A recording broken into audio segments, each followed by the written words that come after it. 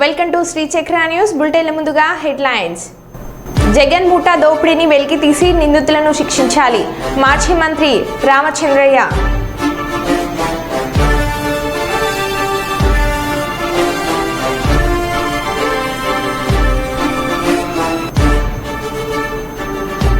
విమానాశ్రయం చేరుకున్న ఉప ముఖ్యమంత్రి జనసేన అధినేత పవన్ కళ్యాణ్.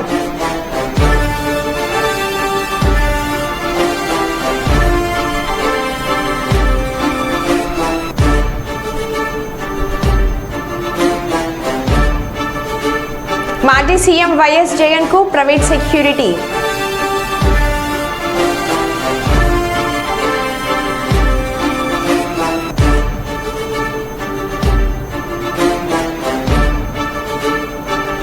వలస కూలీల భద్రత యజమానులదే అని అన్నారు పెద్దపల్లి ఏసీపీ గజకృష్ణ.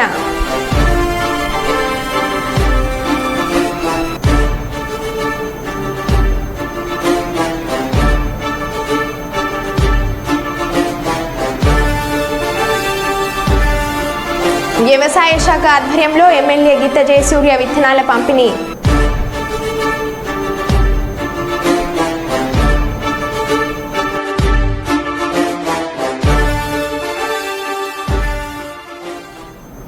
ఇక వివరాల్లోకి వెళ్తే వైసీపీ పాలనలో రాష్ట్రాన్ని పూర్తిగా దోచేసి జగన్ దొంగల ముఠా స్టేట్ను మట్టి దిబ్బగా మార్చేశారని టీడీపీ ఎమ్మెల్సీ మాజీ మంత్రి శ్రీ రామచంద్రయ్య తిరుపతి ప్రెస్ క్లబ్లో సోమవారం సాయంత్రం మీడియా మిత్రుల మధ్య విమర్శించారు. ఈ సందర్భంగా వైకాపా పాలనలో జరిగిన దుర్మార్గపు దోపిడీలకు సంబంధించిన 5 పేజీల బుక్లెట్ను విడుదల చేశారు. తిరుమల తిరుపతి దేవస్థానం శ్రీవారి మహా ఆలయాన్ని నిలువు దోపిడీ చేశారని అన్నారు. భక్తులు వేసే డబ్బులు ఎక్కడికి వెళ్లాయని ఆశ్చర్యాన్ని వ్యక్తం చేశారు. జగన్ దోపిడీ ఒక్కొక్కటి బయటకు వస్తున్నాయని, అందులో రుచికొండ భాగవతం బయటపడిందన్నారు. వైకాపాకు 40% ఓట్లు వచ్చాయని, అవి సీట్ల రూపంలో ఎందుకు విజయం సాధించలేకపోయిందని జగన్ మీడియా ముందు ఆవేదన చెందడాన్ని తప్పుపట్టారు. జగన్ అండ్ చేసిన దోపిడీలను బహిర్గతం చేసి సంబంధిత ఆలీబాబా 40 దొంగలను శ్రీకృష్ణ జన్మస్థానానికి పంపాలని డిమాండ్ చేశారు.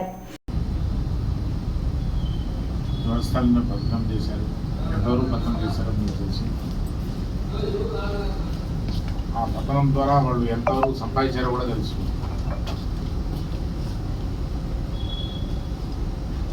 సో ఇంత దోచినోడు రాజకీయాలు కూడా అనేది నాకు కోసం అలా నేను వస్తాను 40% కూడా తగ్గలేదు నాకు అని మొన్న మీడియా అడ్రస్ చేస్తుంది. First and last media meeting. అతను ఎప్పుడు మిమ్మల్ని అడ్రస్ చేయలేదు, దిగిపోయేటప్పుడు అది చేశాడు.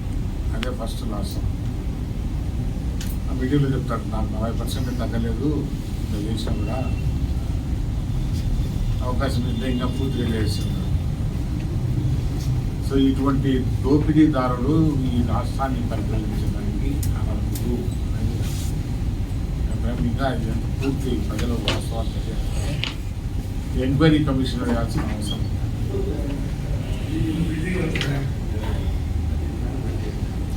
మనం చరిత్రలో చాలా పాఠాలు చదివాము. చరిత్ర చదివాము. జపాన్ పైన హిరోషిమా నాగసాకి బాంబ్స్ వేయడం,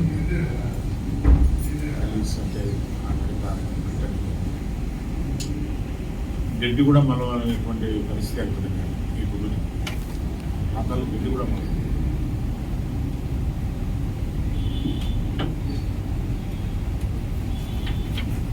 పట్టణాలు ధ్వంసం చేశారు. కానీ వాళ్ళకి ఏమాత్రం తగ్గదు కదా, ఏమాత్రం తగ్గదు.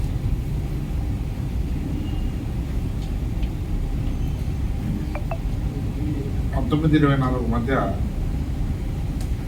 5 years రూల్ చేశారు. ఈ రాష్ట్రం మట్టి దిబ్బగా మార్చేశారు. ఆంధ్రప్రదేశ్లో ఒక మట్టి దిబ్బగా మార్చేశారు. ఇది మాత్రం అంతసేపు వ్యవస్థలని దారుణంగా పడినాం.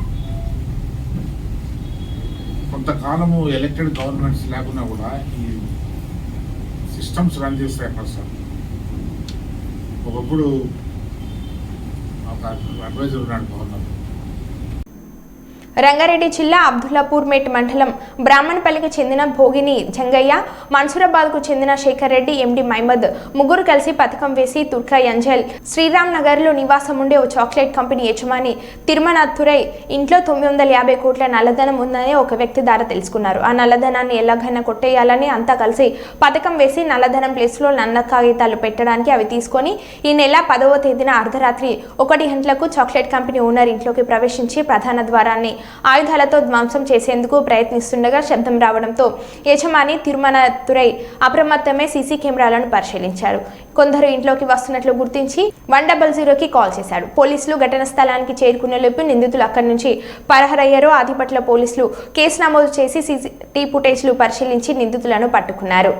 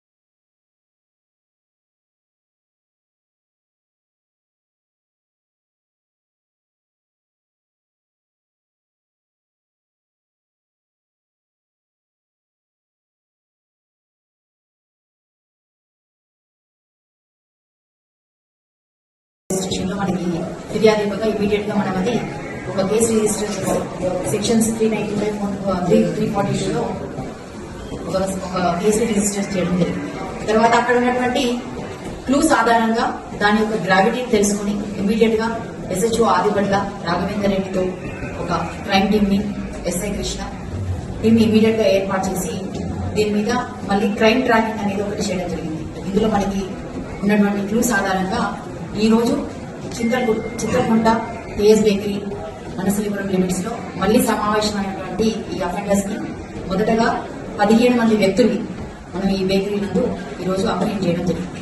ఈ కేసు యొక్క వివరాలకు వెళ్తే భోగిని జంగయ్య అనే వ్యక్తి బ్రాహ్మణపల్లి ఆదిపట్ల PS లిమిట్స్ లో బ్రాహ్మణపల్లి అనే ప్లేస్ లో ఉంటూ అతని స్నేహితులైనటువంటి శేఖర్ రెడ్డి, మహమూద్ ఈ ముగ్గురు కలిసి ఎలాగైనా సరే ఈజీగా డబ్బు సంపాదించాలని చెప్పేసి వాళ్ళు ఫ్రీక్వెంట్ గా ఇంటరాక్ట్ అవుతున్న సమయంలో తుర్కా ఎంజీఆర్లో ఉన్నటువంటి తుర్మన్తురై అనే ఒక చెన్నై బిజినెస్ మ్యాన్, చాక్లెట్ వ్యాపారి, అతని ఇంట్లో భారీగా నల్ల డబ్బు 950 కోట్ల వరకు భారీగా నల్ల డబ్బు ఉందన్న ఇన్ఫర్మేషన్ ఆ ఇంట్లో పనిచేస్తున్నటువంటి పాత వాచ్మెన్ కొని అది ఎలాగైనా కాజేయాలన్న ఉద్దేశంతో ఒక సూపర్స్టిషియస్ బిలీఫ్స్ తో ఒక పూజారిని కాంటాక్ట్ చేయడం జరుగుతుంది. ఆ పూజారిని కూడా ఆ ఇంటి దగ్గరికి తీసుకొచ్చేసి వెక్కి చేయించి నిజంగానే ఆ ఇంట్లో నల్లధనం ఉందా లేదా అనే విషయాన్ని అతన్ని తెలియజేయవలసిందిగా రిక్వెస్ట్ చేసి అతనితో మాట్లాడుకున్న తర్వాత మళ్ళీ ఆ పూజారి మళ్ళీ రాలేదు. ఈ క్రమంలో మళ్ళీ వాళ్ళకి సంబంధించినటువంటి వాళ్ళ స్నేహితులైనటువంటి పెద్ది శ్రీనివాస్ అనే వ్యక్తిని కాంటాక్ట్ చేసి అతనికి తెలిసినటువంటి విజయవాడ వాస్తవ్యుడైనటువంటి ఒక ఫ్రాడ్స్టర్ రజాక్ అనే అతనికి ఈ విషయం తెలిస్తే ఆ రజాక్ తనకున్నటువంటి పాత పరిచయాల ద్వారా ఆ ఫ్యాక్టరీ చాక్లెట్ ఫ్యాక్టరీ యజమాని ఇంట్లో వర్క్ చేస్తున్నటువంటి ఒక మేనేజర్ ద్వారా అందులో నిజంగానే నల్ల డబ్బు ఉందని కన్ఫర్మేషన్ చేసి వీళ్ళందరూ కలిసి ఒక ప్లాన్ చేసి రజాక్ ఇమీడియట్ గా ఈ విషయాన్ని శ్రీనివాస్ కి తెలియజేయడము, మహమూద్ కి, తర్వాత శేఖర్ రెడ్డికి వీళ్ళందరికీ తెలియజేసి అదే క్రమంలో తన చేతుల్లో ఇంతకుముందు మోసపోయినటువంటి సతీష్ అనే వ్యక్తికి ఈ లొకేషన్ ని పంపించి నీకు చాలా డబ్బు దొరికే మార్గం నేను నీకు ఫెసిలిటేట్ చేస్తాను, ఆ డబ్బు దొరికిన తర్వాత అందరం సమంగా పంచుకుందామని చెప్పేసి సతీష్ కి ఆ లొకేషన్ షేర్ చేయడంతో సతీష్ తన ఫ్రెండ్ అయినటువంటి ఒక జాగిని తర్వాత మహమూద్, శేఖర్ రెడ్డి, శ్రీనివాస్, జంగయ్య వీళ్ళందరూ మళ్ళీ ఆ ఇంటికి వచ్చి రెక్కి చేసి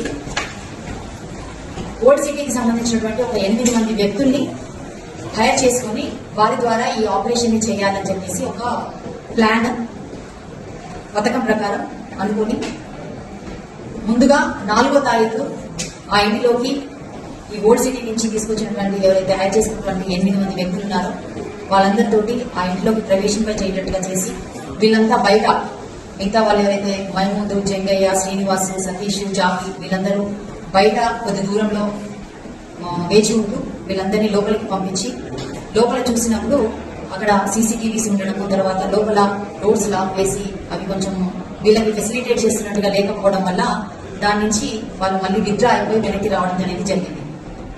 తర్వాత మళ్ళీ వీళ్ళంతా ఒక హోటల్కి వెళ్ళి అక్కడ మళ్ళీ ఒకసారి మాట్లాడుకొని మళ్ళీ తర్వాత ప్లాన్ చేసుకున్నామని చెప్పి అక్కడి నుంచి డిస్కస్ అయిన తర్వాత ఏ విధంగా కూడా పోలీస్ కంప్లైంట్ అనేది రిపోర్ట్ కావడం ద్వారా మళ్ళీ వాళ్ళకి కొంచెం బలం పెరిగి మళ్ళీ ఎలాగైనా ఈ ఆపరేషన్ చేయాలి, ఈ టాస్క్ చేయాలని చెప్పేసి మళ్ళీ 11వ తారీఖు ఎర్లీ మార్నింగ్ మళ్ళీ సేమ్ టీమ్ బయట ఈ 5 వ్యక్తులు వాళ్ళ దగ్గర ఉన్నటువంటి బ్లాక్ కలర్ పేపర్ తో ఉన్నటువంటి కరెన్సీని వాళ్ళ దగ్గర పెట్టుకొని వీళ్ళంతకుముందే బేగం మాజీ సీఎం వైఎస్ జగన్ కు ప్రైవేట్ సెక్యూరిటీ ఒక ప్రైవేట్ ఏజెన్సీ నుంచి మాజీ ముఖ్యమంత్రి వైఎస్ జగన్మోహన్ రెడ్డి ఇంట్లో సెక్యూరిటీ కోసం దాదాపు 30 మంది ప్రైవేట్ సెక్యూరిటీ నియామకం.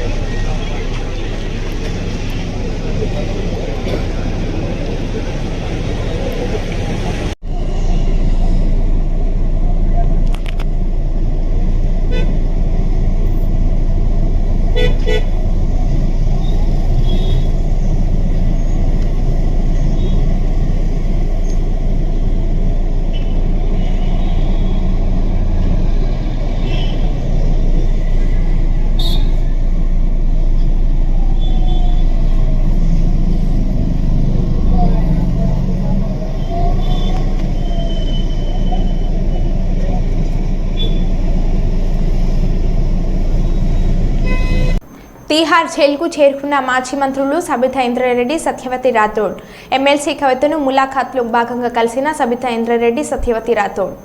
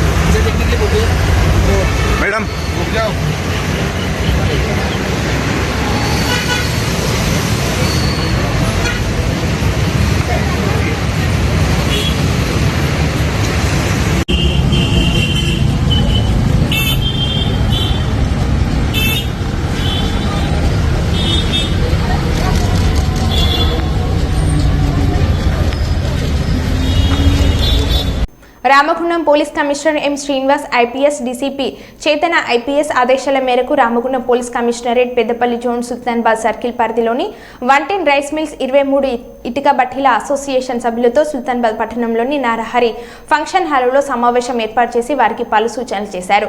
ఈ సందర్భంగా ఎస్సీపీ మాట్లాడుతూ పుట్టకోటి కోసం ఇతర రాష్ట్రాల నుంచి వచ్చే వలస కూలీల భద్రత రైస్ మిల్స్ ఇటుక బట్టి యజమానులదే అన్నారు. ప్రతి రైస్ మిల్ ఇటుక బట్టీల ప్రాంతాలలో సీసీ కెమెరాలు ఏర్పాటు చేయాలని వాటిని నిరంతరం పర్యవేక్షిస్తుండాలని అన్నారు. ఇతర రాష్ట్రాల నుంచి కూలీలను తీసుకువచ్చినప్పుడు వారి వివరాలు నమోదు చేసి రిజిస్టర్ మెయింటైన్ చేసి సంబంధిత శాఖలకు తెలపాలని అన్నారు. మగ కూలీలు ఆడ కూలీలకు వేర్వేరుగా నివాస ప్రాంతాలను ఏర్పాటు చేయాలని అన్నారు.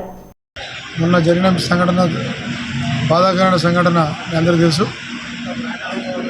భవిష్యత్తులో ఇలాంటివి జరగకుండా ఉండాలనేటువంటి మంచి ఉద్దేశంతో ఈ ఇండస్ట్రీస్ యజమానులు అయితేనేమి పోలీసులు అయితేనేమి మేమందరం కూడా సంయుక్తంగా కలిసికట్టుగా ఒక అభిప్రాయానికి వచ్చి 80% ఇక ముందు ఈ సుల్తానాబాద్ ఏరియా కావచ్చు, పెద్దపల్లి ఏరియా కావచ్చు, ఎక్కడ ఎటువంటి దురదృష్ట సంఘటన జరగద్దు, ఏం ఇన్సిడెంట్ జరగద్దు అనేటువంటి మంచి భావనతోని మంచి ఉద్దేశంతో సమావేశం ఏర్పాటు చేసుకున్నాం. ఇందులో భాగంగా ఒక 5 తీర్మానాలు చేసుకోవడం జరిగింది. ఒకటి ఇమ్మీడియట్గా అన్ని రైస్ మిల్లుల్లో ఆల్మోస్ట్ ఆల్ మా సుల్తానాబాద్ పరిధిలో ఒక 110 రైస్ మిల్లులు ఉన్నాయి. వీటన్నిటిలో కూడా దాదాపు సీసీ కెమెరాలు ఉన్నాయి. కాకపోతే జనరల్గా ఎవరైనా చేసే పరిస్థితి ఏంటంటే సీసీ కెమెరాలు పెట్టినప్పటికీ రెగ్యులర్ మెయింటెనెన్స్ ఉండదు. ఇక నుంచి సీసీ కెమెరాలు అన్నీ కూడా లేని చోట్ల పెట్టడం, కొన్ని రైస్ మిల్లులో కొన్ని చోట్ల లేకపోవడం, లేదా ఆల్రెడీ కొన్ని పని చేయకపోవడం, అటువంటి ప్లేసుల్లో మంచి సీసీ కెమెరాలు అంటే కలర్ సంబంధించి కానీ, నైట్ విజన్ కానీ, లేకపోతే ఈ 3D ఎఫెక్ట్ ఉండేవి కానీ ఇలాంటి కెమెరా కొంచెం అంటే పర్ఫెక్ట్గా అంటే ఒక నేరం జరిగినప్పుడు నేరస్తుడు క్లియర్గా మనకు అనిపించే విధంగా బండి పోతుంది ఒక వెహికల్, సపోజ్ ఆ వెహికల్ నెంబర్ కూడా కనబడే విధంగా ఉండేటువంటి కెమెరాలు కొంచెం మంచి కెమెరాలు పెట్టాలనేటువంటి తీర్మానం అందరికీ చేయడం జరిగింది. అట్లాగే రెండోది ఏంటంటే ఇప్పుడు సపోజ్ సాధ్యమైనంత వరకు రైస్ మిల్లులో ఎక్కువ కూడా లేడీస్ ఉండరు. సపోజ్ ఎవరైనా ఫ్యామిలీతో ఉండేటువంటి వర్కర్స్ ఉన్నప్పటికీ కూడా వాళ్ళందరూ కూడా సపరేట్గా ఒక సిస్టమ్ లాగా ఒక పద్ధతిగా సపరేట్ ఒక ఫ్యామిలీ క్వార్టర్స్ టైప్ వేరే, బ్యాచిలర్స్ రూమ్స్ కానీ క్వార్టర్స్ టైప్ వేరే ఉండే విధంగా ఏర్పాటు చేయమని చెప్పి మేము అనుకోవడం జరిగింది. ఇప్పటికే అట్లే ఉన్నది పద్ధతి. అయినప్పటికీ ఇంకేమైనా ఒకటి గారా లేని చోట్ల కూడా ఇటువంటి పద్ధతి ఏర్పాటు చేయాలని కూడా మేము అనుకోవడం జరిగింది. అట్లాగే మూడోది 80% కూడా ప్రతిరోజు రాత్రి అయితే పగలైతే 24 hours ఇప్పుడు ఒక రైస్ మిల్లులో పనిచేసే మన తెలంగాణ ఆంధ్రప్రదేశ్ కాదు తెలుగు వాళ్ళే కాకుండా భారతదేశం మొత్తం నుండి ముఖ్యంగా ఇప్పుడు మధ్యప్రదేశ్ కావచ్చు, ఉత్తరప్రదేశ్ కావచ్చు, బీహార్ నుంచి ఎక్కువ ఈ రైస్ మిల్లులో పనిచేసేటువంటి వర్కర్స్ వస్తున్నారు. కాబట్టి వాళ్ళ ఐడెంటిటీ సపోజ్ ఒక నేరం జరిగితే రేపు భవిష్యత్తు ఏంటి అని ఎక్కడో బీహార్లో పడుతుంటే పోయి మనం ఎక్కడికి పోవాలి, ఎవరిని పట్టుకురావాలి, ఎట్లా పట్టుకురావాలి ఆ నేరస్తులు అనే విధంగా మేమందరం కూడా కూలంకషంగా చర్చించి అతనికి సంబంధించినటువంటి వివరాలు ఆధార్ కార్డు అయితేనేమి, ఒక్క ఆధార్ కార్డు కూడా అప్పుడప్పుడు మార్చుకునే అవకాశం ఉంటాయి. నిజంగా మధ్యప్రదేశ్లో ఉజ్జయిన్ దగ్గర ఒక జిల్లాలో ఏదో రూపనారాయణపూర్ అనే ఊరుంది. ఆ రూపనారాయణపూర్ నిజంగా అయితేందేనా కాదా, ఎప్పుడో తీసుకున్న ఆధార్ కార్డా, లేకపోతే ఇప్పుడు కొత్తగా ఏమైనా యూపీలో పోయి బతుకుతున్నాడా, అక్కడ ఏమైనా పొదుపు ఆధార్ కార్డు ఉందా, ఇట్లా డీటెయిల్గా వెరిఫై చేయడం. అట్లాగే మా పోలీసు కూడా వాళ్ళు కొత్త వర్కర్ వచ్చినప్పుడు మాకు చెప్తే మేము క్రిమినల్ జస్టిస్ సిస్టమ్ అనేది మాకు ఒకటి ఉంటుంది, CCTNS ఉంటుంది. ఇటువంటి వివిధ రకాల పోలీసు సంబంధించి టెక్నాలజీ వాడుకొని అతని మీద గతంలో ఏమైనా కేసులు ఉన్నాయా, ఇతను ఏమైనా నేరస్తుడా. రాష్ట్రమంతా జోరుగా ఇంటింటి ధర్మ ప్రచారంలో భాగంగా కాకినాడ జిల్లా కరప గ్రామంలో సమరసత సేవా ఫౌండేషన్ ఆధ్వర్యంలో ఇంటింటి ధర్మ ప్రచార కార్యక్రమం జరిగింది. మరియు కాకినాడ జిల్లాలో ఉన్న మిగతా మండలాల్లో జోరుగా సాగుతుంది. భారతీయ సంస్కృతి సాంప్రదాయాలు పరిరక్షించుకోవాలని సంస్థ కార్యకర్తలు ప్రతి ఇంటికి వెళ్లి ప్రజల్లో చైతన్యం కలిగిస్తున్నారు. ఈ సందర్భంగా జిల్లా ధర్మ ప్రచార పాడాల రఘు మాట్లాడుతూ విదేశీ మతాల పట్ల అప్రమత్తంగా ఉండాలని, దేశాన్ని ధర్మాన్ని కాపాడుకోవాలని వారు కోరారు. 3 మండలాలకు ఒక్కొక్క ధర్మ ప్రచారకి బాధ్యత తీసుకొని ప్రతి మండల గ్రామ కన్వీనర్ల ద్వారా ఈ కార్యక్రమాన్ని విజయవంతం చేస్తున్నారు.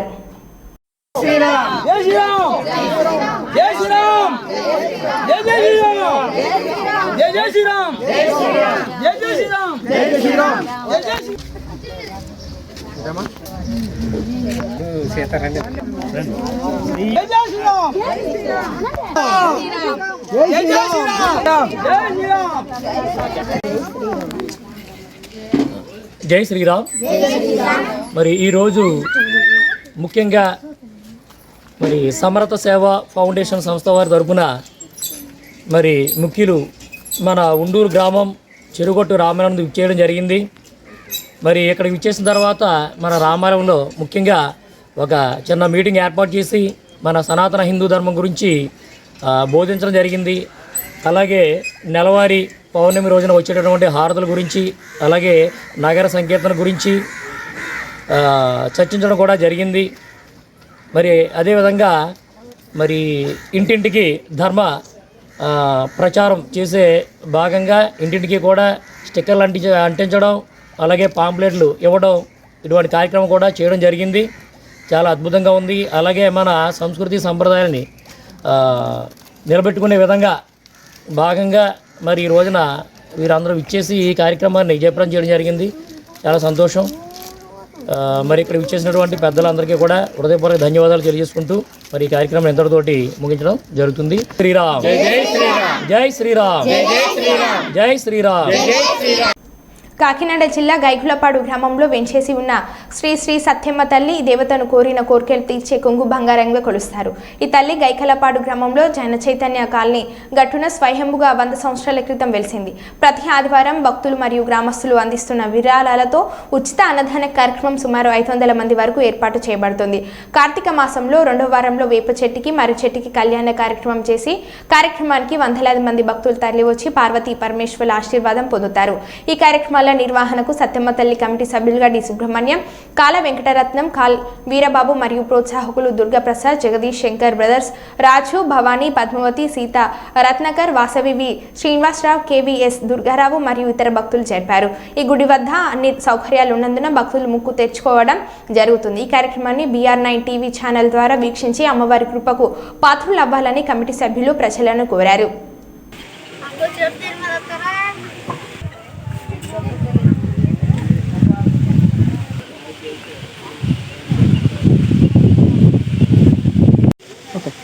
కాకినాడ జిల్లా రవణీపేట మండలం గైగలపాడు గ్రామంలో జనచైతన్య కాలనీ కాలువగట్టు మీద వెలిసిన శ్రీ శ్రీ సత్తమ్మ తల్లివారి ఆలయం పూర్వం రైతుల ద్వారా అమ్మవారు వెలిసి ఉన్నారు. ఇక్కడ ఆ ఆలయాన్ని మన డి సుబ్రహ్మణ్యం గారు ఈ ఆలయాన్ని పునర్నిర్మాణం జరిపించి 10 మంది భక్తులకి అన్నదానం చేయాలని సంకల్పించుకుని కొంతమంది భక్తులు పెద్దల ద్వారా సహకారం తీసుకుని ఇక్కడ అన్నదాన కార్యక్రమం జరిపించడం జరుగుతుంది. ఈ అమ్మవారు భక్తులు కోరికలు తీరుస్తున్నాయని ప్రగాఢ విశ్వాసంతో ఉండి ఎక్కడెక్కడి నుంచో కొంతమంది భక్తులు వచ్చి వాళ్ళ కోరికలు కోరుకుని వెళ్ళి ఆ కోరికలు తీరుతున్నాయని తమ వంతు సాయంగా వాళ్ళ పేరున ఇక్కడ అన్నదానం జరిపించుకోవడం కూడా జరుగుతుంది. అలాగే ఈ అమ్మవారి ఆలయం పునర్నిర్మాణానికి సహకరించిన ఎంతోమంది భక్తులు ముందుకు వచ్చి వాళ్ళ కోరికలు తీరుతున్నాయని మళ్ళీ వాళ్ళ విరాళాల ద్వారా ఈ అమ్మవారికి ఆలయ నిర్మాణానికి సహకరించడం కూడా జరుగుతుంది. అలాగే భక్తులు ఎవరన్నా ముందుకు వచ్చి అమ్మవారి దగ్గరికి వచ్చి అమ్మ కోరికలు మాట్లాడండి. జై సత్యం తల్లి సరిపోయిందండి. సత్యం తల్లి, జై జై సత్యం తల్లి, జై జై జై సత్యం తల్లి. కాకినాడ జిల్లా గైగోల్పాడు మరియు జనచైతన్య కాలనీ కాలువగట్టు నందు వెలసి ఉన్న శ్రీ సత్యం తల్లి వారి ఆలయం నందు గత 2 సంవత్సరాల నుంచి ప్రతి ఆదివారం దాదాపుగా 200 నుంచి 500 మంది వరకు మహా అన్నప్రసాద వితరణ జరుగుతున్నది. ఈ కార్యక్రమము అంటే అమ్మవారికి అలంకరణ, పూజలు మరియు మహాన్నప్రసాద వితరణ జరుగుతున్నది. ముఖ్యంగా ఇక్కడ స్థానికులైనటువంటి 3 కాలావారి కుటుంబం నుంచి దాదాపుగా 15 మంది సేవకులు వచ్చి వాళ్ళు ఈ కార్యక్రమాన్ని దిగ్విజయంగా జరగడానికి సహకరిస్తున్నారు. కావున సత్యం తల్లి వారు ఈ కాలావారి కుటుంబ సభ్యులను ఎల్లవేళలా కాపాడాలని కోరి ప్రార్థిస్తున్నాము. అదేవిధంగా భక్తులు కూడా అమ్మవారిని దర్శించి ఆశీర్వాదం పొంది మహాన్న ప్రసాదం స్వీకరించవలసిందిగా మరి కోరి ప్రార్థిస్తున్నాను. జై సత్యం తల్లి, జై జై సత్యం తల్లి, జై సత్యం తల్లి, జై సత్యం తల్లి. మేము సత్తమ్మ తల్లి దగ్గర ప్రతి ఆదివారం భజన చేసేవాళ్ళు ఉండి చేస్తున్నాం కూడానే. తర్వాత ప్రతి ఆదివారం అన్న సంతర్పణ చేస్తున్నారు ఇక్కడ. అందుకని మేము భజన కార్యక్రమం కూడా చేస్తా అమ్మవారిని అభివృద్ధి చేయాలని మేము కోరుకుంటున్నాము. అమ్మవారి దగ్గరికి వచ్చి ఏ కోరిక కోరినా ప్రతి కోరిక కూడా నెరవేరుతుంది. నాకు కూడా నెరవేరింది. నేను కోర్టులో నాకు డబ్బులు ఇవ్వాలండి ఒకళ్ళు. ఆ డబ్బుల గురించి అమ్మవారిని కోరుకున్నాను. నాది కోర్టులో నెగ్గిందండి. అందుకని అమ్మవారి కోరిక నేను తీర్చుకున్నాను. ప్రతి ఒక్కరూ వచ్చి కోరికలన్నీ తీర్చుకోవాలని కోరి ప్రార్థిస్తున్నాను. జై సత్తమ్మ తల్లి, జై సత్తమ్మ తల్లి, జై సత్తమ్మ తల్లి.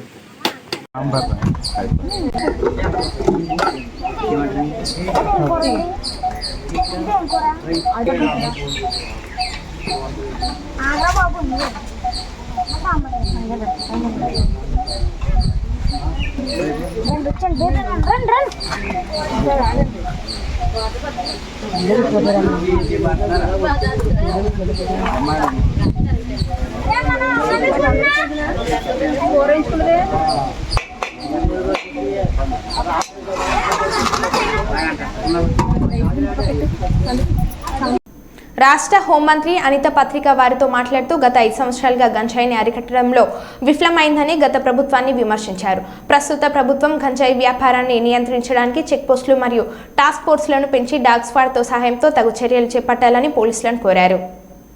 తెలుసు మనం ఎంత దారుణమైన సిచ్యువేషన్ అంటే, అరే గంజాయి ఈ రోజు వరకు నిర్మూలన చేయడానికి 5 సంవత్సరాల కాలంలో కనీసం ఒక రివ్యూ కూడా పెట్టలేదంటేనే విచ్చలవిడితనం ఎక్కడ పెరిగిందో మనకు అర్థమవుతుంది.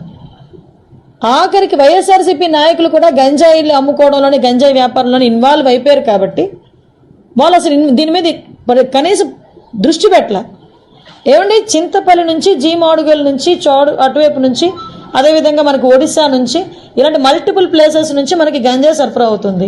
మనకి ఎన్ని చెక్ పోస్టులు ఉన్నాయండి అని డిపార్ట్మెంట్ వాళ్ళని అడిగితే 3 చెక్ పోస్టులు ఉన్నాయని చెప్పారు. 3 చెక్ పోస్టులు ఉన్నాయి. ఎందుకు రాదండి లోపలికి?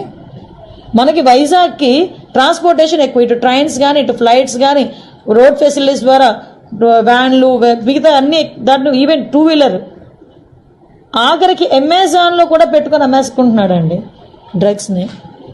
కర్రీ లీవ్స్ అని పేరు చెప్పుకొని అమ్మేసే పరిస్థితి కనిపిస్తూ ఉంది. నిజంగా ఇది మనం చాలా సీరియస్గా తీసుకోవాల్సిన ఇష్యూ.